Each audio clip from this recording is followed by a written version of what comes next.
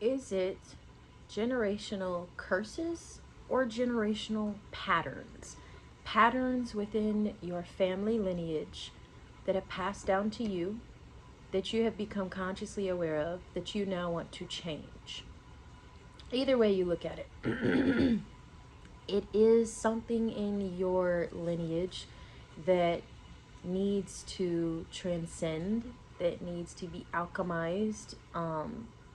But I want to start with, maybe there's someone that does not know what their family um, generational patterns may be. And so I want to share a story of kind of how I found out what a big generational pattern in my family was, that I started to look at as a legacy. I didn't want to, there's many positive attributes to my family's lineage, as you know, being very strong women and being outspoken and being, you know, willpower and drive and determination. So I want to start there first, that there are positive things, but there also was another legacy that I did not want to carry on to my kids. And the legacy was I didn't want to carry the torch of having to win. I didn't want to carry the torch of petty and bitterness. I didn't want to carry the legacy of, you know, not trusting, thinking everyone has an ulterior motive. Um, and truthfully, I don't want to carry the torch of like being the provider, like being the strong-willed woman. I want to receive. I want to step into, you know, my feminine energy. I don't want to carry this masculine energy with me throughout my whole life and pass it on to my, you know, kids if I were to have girls. I have all boys actually. But I don't want to carry that legacy anymore. And so whatever your patterns are, choose which ones to work on, which ones to heal on, and take them and run. Take them and run and heal as much as you can, because it's very important for the next generation. And if you are here and consciously aware of what your patterns are, you probably are the black sheep of your family. You probably have always thought differently than your family. You probably been, I don't know, blacklisted, exiled.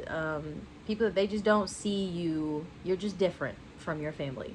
So that's probably you if you're watching this video, and you know exactly what I'm talking about. But anyway, I want to share a story of a movie or a series that kept popping up on my TV. My TV has a I don't know if it's over there right now. No, it's not on. Okay, my TV has like a screensaver that will just show you different shows or movies or whatever is going on in, you know, the TV world. And so I kept seeing this series that it was like kind of suggesting to me, but it was called The Domina, and it takes place in Rome period, Rome era. And to me, it just was not interesting to me, as in that's not kind of my genre of what I like to watch.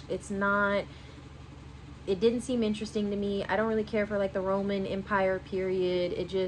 But it kept popping up on my TV, and something kept noticing it. Something in me kept noticing it. Like, why does this keep popping up? Like, I don't want to watch this. But it just kept popping up, popping up. So eventually one day I click on it and I'm watching it, and it's pretty interesting actually. And then for some reason I got stuck on like, it was like episode 2, I think. It's been a while since I've watched it, but I got stuck on this episode, as in I liked the episode so much that I kept watching it over and over and over again.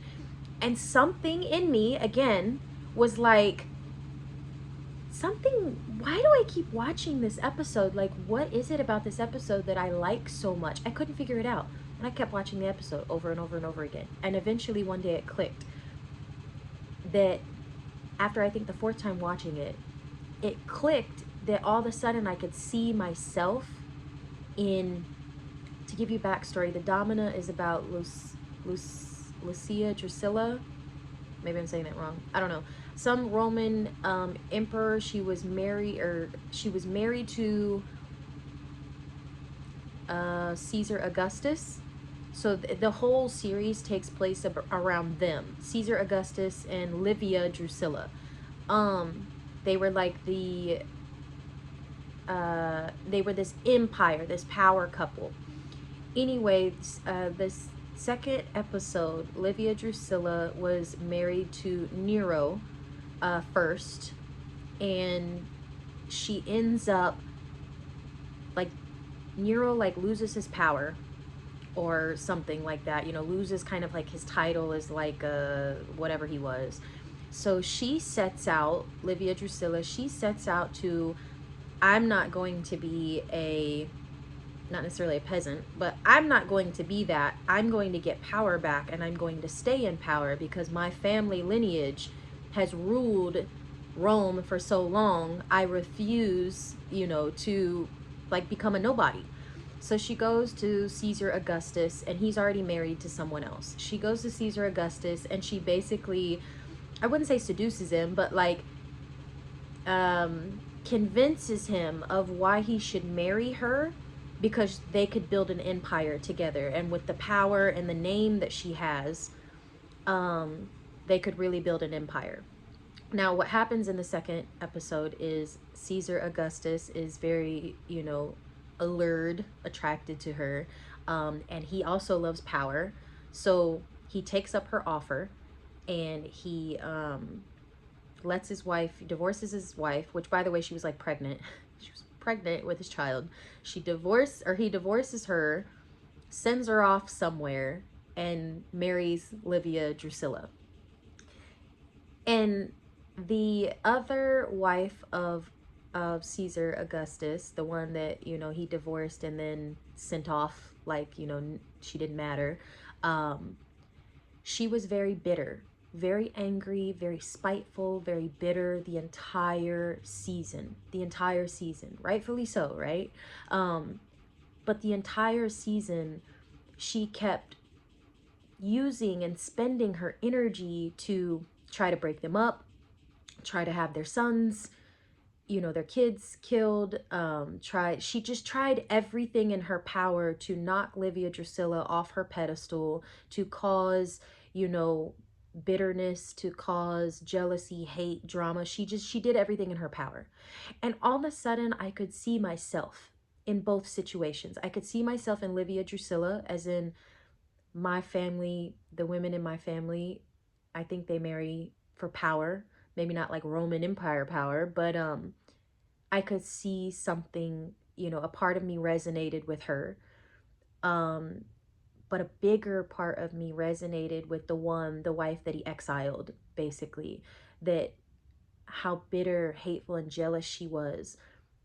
I I felt that deep in my bones. I resonated with it more than, you know, just to like, yeah, that's messed up. Like, she has every right to feel that way. Like, no, I felt it like on a, I know it's going to sound weird, but like on a very deep cellular level. I don't know. I felt it so deeply inside me that something clicked of like, that is my that is my generational curse. That pattern right there of the jealousy, the bitterness, the hatefulness, the, you know, trying to one up and trying to be seen and be heard, and, you know, doing anything by any means to, you know, get back. That runs in my family. It runs in my family. And I saw it. And immediately I understood why this series kept popping up for me to watch, is because I needed to see that. I needed to recognize that in myself to be able to transcend and alchemize and transform this generational curse or this generational pattern out of my existence. Okay, I needed to transcend that out of my existence so I did not carry it on.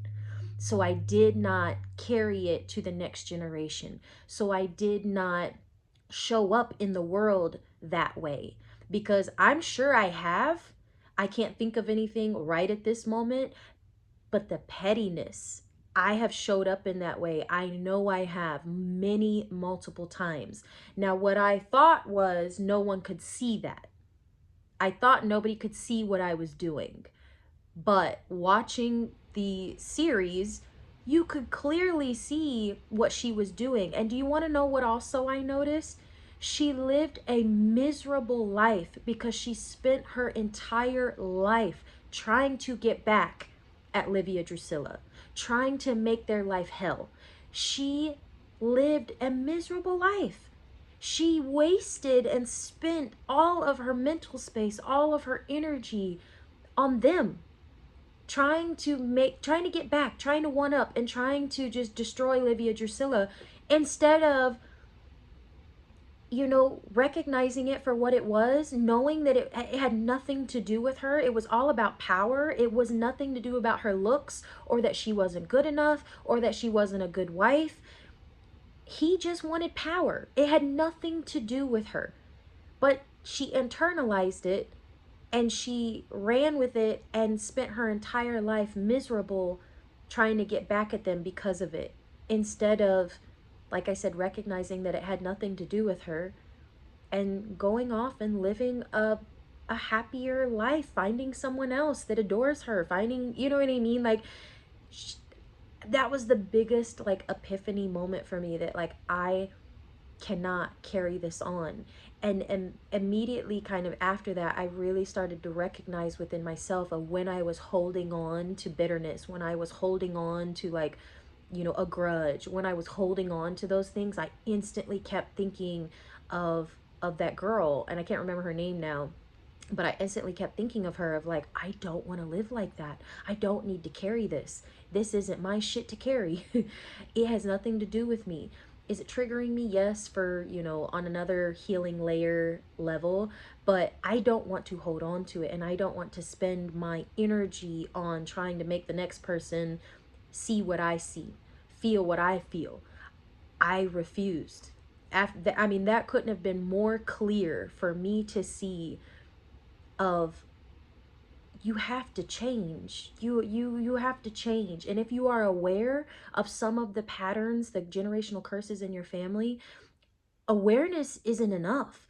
You have to change it. You have to completely change it. Now, understand that this is hardwired into your system, into your DNA, into your, cellular, on a very cellular level. This is hardwired into you.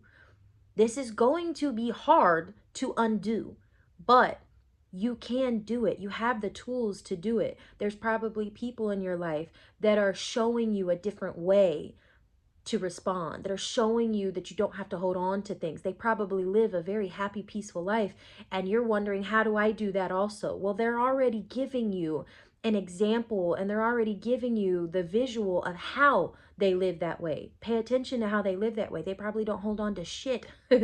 They probably brush it off, realize it has nothing to do with them. I mean, there's so many things, but I'm trying to say that you have the tools in your life right now.